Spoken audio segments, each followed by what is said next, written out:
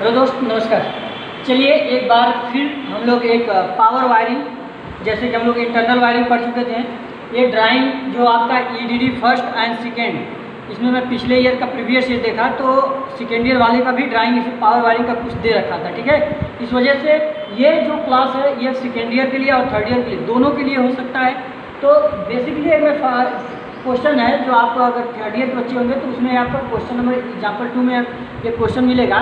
जैसे मैं एक लेआउट बनाया कि जिसमें एक कक्ष है, उस कक्ष में आपका एक वेल्डिंग मशीन रखी गई होगी, एक 5 HP का मोटर है और एक आपका 1 HP का मोटर है।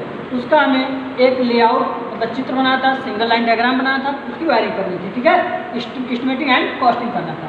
तो सबसे पहले आप लोग बताइए, किसी भी क्वेश्चन को सॉल्व करने से पहले हम इतना विश्वास दिलाते हैं कि आपका जो 21 दिन है, अब मात्र 21 दिन ही आपकी बचा है वो पास करने के लिए। आप 21 दिन रेगुलर बनाइए, मैं गारंटी लेता हूँ किसी में बैग लगने नहीं दूंगा। ठीक है, तो अब मैं बात करता हूँ पूर्व अनुमान।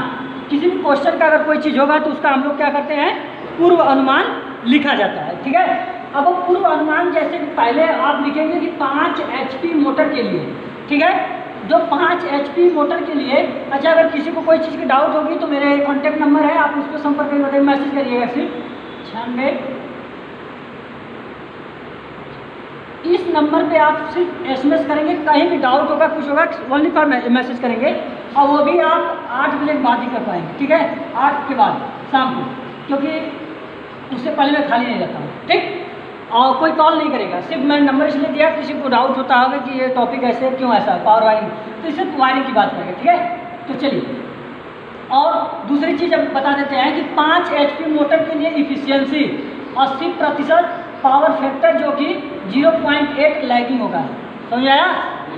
बोलो। अब ये 1 HP की बात करेगा। ये 1 HP क्यों लिखा जाता है मोटर में? Horsepower. ये क्या होता है मोटर का? ये मोटर की यूनिट होती है। ठीक है, ठीक है। अगर मैं कहूँ कि 1 HP का इफिशियंसी कितना होता है, 70%। ठीक है, और ये पावर फैक्टर 0.7 लैग। अगर 5 kVA के लिए बोलूँगा तो उसका इफिशियंसी 1 kV ट्रांसफार्मर है। ठीक है, और आपको ही पता कि ट्रांसफार्मर में कोई पावर फैक्टर नहीं होता है, वो सिर्फ आपका इफिशियंसी देता है। तो आपको भी पता है कि ट्रांसफार्मर की इफिशियंसी कितनी होती है, 90-95% इफिशियंसी होती है। वो आपके बुक में दे रखा है और आपको जानकारी होनी चाहिए। इसमें बोला कि मेन स्विच व स्टार्टर के जो फर्श से दूरी होगी वो 1.5 मीटर ऊपर होनी चाहिए। ठीक है, फर्श से मोटर टर्मिनल के बीच की दूरी 1.2 मीटर होनी चाहिए।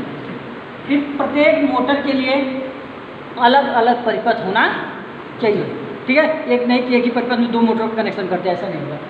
फिर प्रत्येक मोटर के लिए 20 सेंटीमीटर नींव पर स्थापित किया जाना चाहिए। उसका जो नींव होगा वो 20 सेंटीमीटर के लिए स्थापित होगा। देखिए, आप इसको ध्यानपूर्वक पढ़िए। बाकी अभी 21 दिन के लिए आप सब कुछ छोड़ दीजिए, बातचीत सब कुछ बंद करिए, क्योंकि 21 दिन आपके जीवन का बहुत ही ये अनमोल दिन होगा। 21 दिन में हर आदत बदली जा सकती है, ये मैंने ये किताब का दी। ठीक है, तो आप कम से कम आप 21 दिन मतलब थोड़ा सा एक्टिव होइए। जो लोग क्लास करने नहीं आ रहे हैं, जो लोग अभी भी सोए हैं, उनसे मैं बता दूं कि सोना बंद कर दीजिए, अपना पढ़ाई स्टार्ट कर दीजिए, नहीं तो फिर आने वाली दिक्कत आपकी है, क्योंकि एक बैग लगेगा तो आपकी मार्कशीट गड़बड़ा सकती है। ठीक है, तो ऐसा नहीं, क्योंकि ड्राइंग अपने आप का बहुत बड़ा टास्क होता है। अक्सर लड़कों का ड्राइंग में ही बैग लगता है, मैं बहुत बार देखा हूँ। ठीक है, अब देखिए, अब प्रत्येक के लिए अगर धारा ज्ञात करने की बात करूँगा तो प्रत्येक के लिए हम धारा ज्ञात करेंगे। तो प्रत्येक मोटर है, कोई मोटर है, ठीक है, प्रत्येक मोटर के लिए धारा ज्ञात करिए। तो 5 HP के लिए इसमें नंबर 1 नंबर ऐसे करना। ठीक है, ये Q क्या है, ये Q क्या है, आउटपुट है। क्या है, आउटपुट है। आउटपुट X इंटू, अब वो X मत समझना। ठीक है, ये X वैल्यू है। ठीक है, X वैल्यू मतलब कुछ भी हो सकता है, 5 HP, 2 HP, 3 HP, 1 HP, anyone कुछ भी हो सकता है। अब इसमें 735.5 से क्या करना है, गुणा करना है। तो टोटल जब 5 से गुणा करोगे तो ये हमने गुणा किया और ये आ गया है। ठीक है, अब इसमें I बराबर Q/√3 ईटा V cos फाई। ठीक है, ईटा इफिशियंसी को रिप्रेजेंट करता है, V वोल्टेज को रिप्रेजेंट करता है, और एक cos फाई जो है पावर फैक्टर को।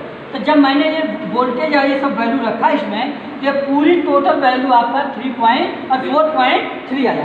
आप इसको कैलकुलेशन करिएगा, ये √3 की वैल्यू 1.72 होता है। इसको रख के आप कर लीजिएगा। ठीक है, मेन मोस्ट इम्पॉर्टेंट चीज़ है, इस बात को बड़ा क्लियर करके देखिएगा, इम्पॉर्टेंट है कि मोटर का स्टार्टिंग करंट, मोटर का इफेक्टिव स्टार्टिंग करंट भी बोलते हैं, ठीक है। जैसे ये 1.5 गुना हमेशा रहेगा, ठीक, 1.5 गुना 1.5 टाइम्स रहेगा जो उसमें करंट जा रहा होगा। ये स्टार्टिंग टाइम होगा, जब मैं किया स्टार्टिंग टाइम तो 1.72 आया, ठीक। अब बात करते हैं कि 5 HP के लिए जो कंडक्टर की माप होगी वो कितना होगी, 5 HP के लिए कंडक्टर की माप कितना होगा, 3/0.95। ये क्या होगा, कॉपर का यूज होगा, 640 वोल्ट ग्रेड का होगा, ठीक है, सॉरी 660। अब एक मोटर स्विच क्या होता है, जैसे मोटर की स्विच भी लगेगी ना, तो मोटर की स्विच है 16 ampere 415 volt 50 hertz TPMCB, triple pole miniature circuit breaker, ठीक। ये हमको ज्ञात करना है, ऐसे ही स्टेप बाय स्टेप चलना है, आप बस इतना देखिए, बाकी आप लोग पढ़े होंगे तो आपको दिमाग में आ जाएगा, रिकॉल भी हो जाएगा। अब इसी तरीके से 1 HP के लिए उसकी वैल्यू रख दिया 1 HP। अच्छा, कोई यहाँ पढ़ा होगा 746 वाट, ये बताते हैं, ये मैट्रिक टर्म्स में होता है, मीट्रिक में होता है, ठीक है, हाँ, ये ब्रिटिश में होता है, मैट्रिक्स में होता है, तो इसलिए आप हमेशा यही वाला रखिए, क्योंकि इलेक्ट्रिकल में ये वाला यूज होता है, मैकेनिकल में ये वाला यूज होता है, ठीक है, हाँ नीचे। अब ये इसी तरीके से आई बराबर रख लीजिए। कोई बोलेगा सर ये तो सिंगल फेज की बात कर रहे थे, तो सिंगल फेज में क्यों 3 फेज, सिंगल फेज मोटर है, उन्होंने बोला कि 3 फेज से ही चलाना था, इसलिए √3 रखेंगे, अगर सिंगल होता तो नहीं। इसका हमने भाग दिया कि 2.17 आया, ठीक है। फिर वो नीचे लिखोगे इफेक्टिव स्टार्टिंग करेंट 1.5 × 2 कर दोगे तो ये आपकी करेंट आ जाएगी, हाँ, तो ये चीज़ है, ठीक है। तो कम से कम इतना ध्यान रखिएगा ताकि आपका पूरा बन जाए, ठीक। अब 1 HP के लिए केबल की माप क्या होगी, वही होगी जो मैंने 5 HP के लिए लिया था, क्योंकि उसकी करंट ही हमको बढ़ जाता है, घट जाता है, इसलिए माप वही रखते हैं, ठीक है। मोटर स्विच की बात करें तो वही मोटर की स्विच हमारा भी यूज होगा, ठीक। अगर बात किया जाए कि ट्रांसफार्मर का, अच्छा ये आपको समझ में आ रहा है सर, एक ट्रांसफार्मर बोल रहे, ट्रांसफार्मर का क्या यूज होता है, वो ट्रांसफार्मर जैसे वेल्डिंग ट्रांसफार्मर आपने लगाया है घर में, तो ये वेल्डिंग ट्रांसफार्मर 5 की ये का है, हाँ बिल्कुल वो भी हो सकता है, ठीक है, स्टेबलाइजर का भी हुआ है 5 की ये ट्रांसफार्मर। अब इसमें जो 5 से पर हो गए तो इसमें कोई बुरा करने की जरूरत नहीं होता, एक KVA में इसको VM बदल दीजिए, 5000 VA हो जाएगा, ठीक है। अब इसकी जब करंट हम लोग ज्ञात करेंगे तो ये करंट हम लोग वोल्टेज और एफिशिएंसी और √3 टाइम, मतलब 3 फेज का होगा तो Q हमने 5 रख दिया, ये वैल्यू हमारे करंट ज्ञात हो गई 8.02। बोलिए समझ में आया। अब इसके बाद इसमें क्यों नहीं इफेक्टिव करंट हुआ, कोई पूछेगा सर मोटर के लिए स्टार्टर करने के लिए जो स्विच का प्रयोग करते हैं ना, तो अचानक मोटर स्टार्ट करती तो मैं मोटर जब पढ़ा रहा था तो उसके बारे में बताया होगा, इसलिए वहाँ पे जो स्टार्टिंग करंट अलग होता है, रनिंग अलग करंट अलग होता है, स्टार्टिंग टार्क अलग होता है और रनिंग टार्क अलग होता है, ये चीज़ होना चाहिए, 7 to 8 टाइम हो जाता है, ठीक है। इसमें कंडक्टर की माप हम लोग सेम वही यूज करेंगे, तो ये आपका आसान है जिसमें मुझसे इंटरनल वायरिंग पढ़ा होगा। अब बात करेंगे टोटल इफेक्टिव करंट कितना हो जाएगा, 7.1। अब ये तीनों जितना हम लोग ज्ञात किए हैं, इसी तीनों को हम लोग को क्या करना है, ऐड ऑन कर देना, ठीक है, मतलब इसको जोड़ देना है, तो टोटल आएगा 18.4। अगर कोई एशियन का बुक लिया होगा, मुझे लगता है कि एशियन पब्लिकेशन में, तो इस बुक में कई त्रुटियाँ दिया है, वो लोग बच्चे मतलब बहुत से ऐसे लोग होंगे उसको पढ़ा देते हैं, उसी तरीके छपवा देते हैं, लेकिन तो जो हकीकत उसी चीज़ को बनेगा, ठीक है। अब इसके बाद अगर बात करेगा कि मेन स्विच का रेटिंग, जो मेन स्विच हम लोग यूज करेंगे मोटर में, उसकी रेटिंग क्या होगी, 30 ampere 500 volt TPIC, triple pole iron plate with fuse, अब बात करें, अच्छा ये TPIC ट्रिपल पोल, ये क्यों, क्योंकि ये आपने देखा करंट 18 है, तो भाई 1.5 गुना अगर उसका भी करंट तो लिया जाएगा ना, नहीं तो अचानक स्पार्क वगैरह हो जाएगा तो दिक्कत होगी कि नहीं होगी, ठीक। तो अब ये बात करेगा मेन स्विच एंड DB के बीच, ये इसका जो ग्रेड होगा, माप होगा कंडक्टर का, वो 7/0.91560 वोल्ट ग्रेड का हम लोग कंडक्टर यूज करेंगे। इतनी बातें बताइए, समझ में आया कि नहीं, कैसी कैलकुलेशन हो रहा है, ठीक है, बोलो। का मेन स्विच का हाँ 30 एम्पियर 50 वोल्ट पीवीसी हाँ। ईपीआईसी विद हाँ बिल्कुल। जैसे इसका जो एम्पियर देखोगे टोटल इफेक्टिव करंट होगा उसी का 1.5 गुना के लगभग हम लोग लेते ही लेते हैं, ठीक है, कि अचानक बढ़ न जाए, किसी को का शॉर्ट सर्किट हो सकती है, चाहे कुछ भी हो सकता है। अब बात करते हैं प्लान चित्र का। ये आपको फिगर दिया था, बस उसमें हम लोग को करना था। ये देखिए, ये 3 मीटर 1 मीटर 1 मीटर के छोड़ के लगाना ही रहता है लोगों को। हमने एक यहाँ पे आप लोगों ने 5 kVA का लगाया, इसमें मेन स्विच लगा दिया, ये kVA को इंस्टॉल कर दिया, यहाँ से ऊपर लेकर आए, इसको हम लोग दे दिए कनेक्शन। फिर दूसरे मोटर के लिए दिया 5 HP के लिए, कि ये आपका स्विच है, क्या है स्विच, ये आपका क्या है स्टार्ट डेल्टा स्टार्टर होगा। तो अब ये मेन स्विच और स्टार्टर के बीच की दूरी 0.5 मीटर ही रखा जाता है। मेनली यहाँ पे जो दिया बस उसी के बाद हम लोग मान लेते हैं, ठीक है। ये 5 HP का हम लोग यहाँ स्थापित कर दिए और एक यहाँ। अच्छा एक चीज़ और है, कई टीचर लोग मैं देखता हूँ कि एक यहाँ बैठा दिए, कि यहाँ बैठा दिए, कि यहाँ, ऐसा नहीं करोगे, ठीक है। वो जब मेंशन किया है उसी अकॉर्डिंग करोगे, नहीं किया तो आप एक रूल से, मतलब एक नियम से, इधर से सॉरी 1 मीटर इधर से 1 मीटर इधर से छोड़ के ही लगाना। क्यों 1 मीटर छोड़ के लगाया जाता है कि बाई चांस आप मोटर में बैठा है तो पुल्ली वगैरह है तो आप पीछे से जा रहे हैं, कनेक्शन करना, मेंटेनेंस करना है, ये सब चीज़ें अगर कर रहे हो तो होना चाहिए, ठीक है। इसी वजह से इसको 1 मीटर की जगह छोड़ दिया जाता है। ये विंडो यहाँ से डीबी हम लोग लेकर चले गए थे।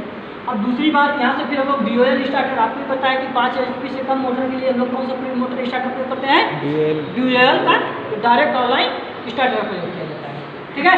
और ये 5 HP से ज़्यादा के लिए देखिए स्टार्ट डेल्टा स्टार्टर का प्रयोग कर दिया गया था, इसमें 6 बार जाएंगे क्योंकि आगे चल के बताएंगे, ठीक है। हम यहाँ से जब तीसरे के लिए हम लोग गए थे तो ये वाला चीज़ था। इतने में किसी को दिक्कत हो रहा है, कोई चीज़ एकदम ईजी है, ठीक। आइए अब बात करते हैं हम लोग सिंगल लाइन डायग्राम के तरफ। अब जब बात देख ही लिए हो तो क्या सिंगल लाइन डायग्राम में आसान क्या दिक्कत है, कोई दिक्कत है? उसी चीज़ को यहाँ पे, यहाँ से मान लो कोई एक टर्मिनल है, इसमें 2 से 3 से ऐसे 4 से मतलब जो भी कि मतलब यहाँ से निकलने वाली सप्लाई जा रही होगी, ठीक है।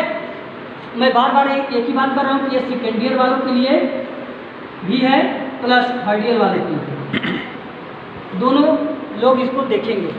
पिछले ईयर क्वेश्चन पूछा हुआ है सेकेंड ईयर में भी, इसलिए मैं इसको मेंशन करके हिंट दे दे रहा हूँ कि अगर आ जाए तो आपका क्वेश्चन वहाँ से बन जाए। यहाँ से ये आपका एक बस बार मान लेती है, ठीक है, एक स्ट्रिप का लगा रहता है।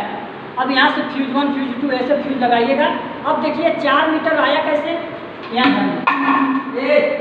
क्या करो, यहाँ से देखो 3 मीटर की दूरी यहाँ पर गए हो, ठीक है। अब 1 मीटर यहाँ भी जाओगे ना, 1 मीटर, तो ये 1 मीटर गए हो तो ये दूरी टोटल यहाँ से लेकर 1 मीटर, ये 3 मीटर, मतलब ये 4 मीटर की दूरी पे हम लोग 5 kVA, ठीक है 5 kVA हम लोग लगाए हैं। तो यहाँ देखिए 4 मीटर की दूरी पे हम लोग इसको लगाए, ठीक। कोई पूछेगा सर ये वाली दूरी, ये दूरी हम लोग मेंशन करें क्योंकि बोर्ड पे स्थापित होता है, जितना है उतना ही करेंगे। दूसरी बात देख रहे हैं कि अगर ये 7 मीटर कैसे आया होगा, देखिए दूसरी जो हमने यहाँ पे ब्लू कलर का किया है, तो 4 मीटर तो पूरा चला गया होगा ना, 3 मीटर ये भी गया होगा, तो 4 तो कितना होता है 7। ये 7 मीटर की दूरी हम लोग बैठा देंगे। अब बात आती है, समझ में नहीं आया कि ये 3 वायर पे जाएगा क्योंकि 3 फेज है, ठीक। अब ये 3 फेज गया, ये तो स्विच है ना मोटर से, मोटर आपका क्या है स्विच। अब ये मोटर स्विच में 3 गया, फिर ये 3 जो गया स्टार्ट डेल्टा स्टार्टर में, तो यहाँ स्टार्ट डेल्टा स्टार्टर अगर आपने कभी कनेक्शन वगैरह किया होगा तो इनपुट टर्मिनल पे 3 ही होता है, लेकिन आउटपुट टर्मिनल पे 6 होता है, ठीक। इसलिए यहाँ पे 6 है। अब बात करते हैं तीसरे लाइन को लीजिए, तो यहाँ से देखिए तीसरा लाइन हमने 3 मीटर है, 4 मीटर 1 मीटर है, 4 मीटर, 4 1 5 5 3 8 8 3 11 मीटर की दूरी पे हम लोग ये बैठा है, ठीक। अब ये 11 मीटर हम लोग यहाँ पे ले लिए, मेंशन किया गया, 3 वायर इसमें गया, और ये आपका जो स्विच है, और यहाँ से फिर DOL स्टार्टर में जाएंगे, ये 5 HP के लिए दे दिया जाएगा, ठीक है। तो ये मेनली पूरी तरफ से है। इसके बाद हम बात करेंगे आपका केबल व कंड्यूट की लंबाई, ये आपका विषय। मैं बताता हूँ कि ये आपका कंफर्म है, थर्ड ईयर और सेकेंड ईयर ध्यान देंगे कि 5 नंबर का आपका यहाँ से आता है। तो कोई कहेगा सर इतना बड़ा 5 नंबर पूछेगा, नहीं, वो हो सकता है कि एक ही मोटर थे, हो सकता है 2 मोटर थे। अगर इतना बड़ा क्वेश्चन उन्होंने डाल दिया होगा तो वो 10 नंबर का कंफर्म। ये पहले आता था जो क्वेश्चन 10-10, 15-15 नंबर का था, 50 नंबर का पेपर हो गया इसकी वजह से कम कर दिया। ठीक है, इतनी बातें समझ में आई होगी। आई होगी, मैं बार बार कह रहा हूँ कि बिल्कुल थोड़ा सा आप अपने जो भी है उसको साइड करिए।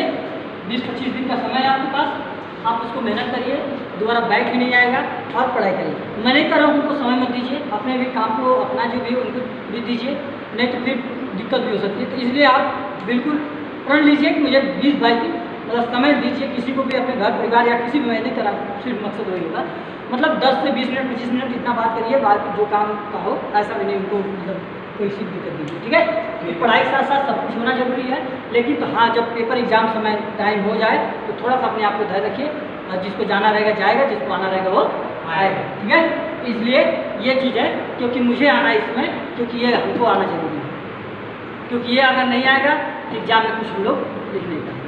ठीक है, तो ये पूरी तरह से समझ में आया होगा। ठीक, तो चलिए आई होप कि आप लोग को भी समझ में आएगा। एक बार अपने मैं जो भी कुछ होगा, नंबर तो मैंने दिया ही था, आप कमेंट करिए, कमेंट करना ना भूलिएगा, क्योंकि आप लोग मोबाइल पे और SMS करते हैं तो वो ठीक नहीं है, आप किसी भी कमेंट कर दिया करिए, और जो भी रहेगा हम देखते हैं, ऐसा नहीं देखते हैं, जो भी रहेगा रिप्लाई हम कर सकते हैं। ठीक है, और कोई को बहुत नीड रहेगा कि हमारा ये टॉपिक नहीं क्लियर हो पा रहा है या कुछ हो रहा है, तो आप उस नंबर पे हमें मैसेज करिएगा, आपको नोट्स वगैरह हम मतलब ऐसा कुछ होगा PDF तो प्रोवाइड किया जाएगा। तो चलिए ठीक है, आई होप कि आपको पूरी तरह समझ में आएगा। नेक्स्ट वीडियो लेकर फिर कभी मिलेंगे और इसी के आगे पार्ट आगे बढ़ाएंगे। तो चलिए, जय हिंद।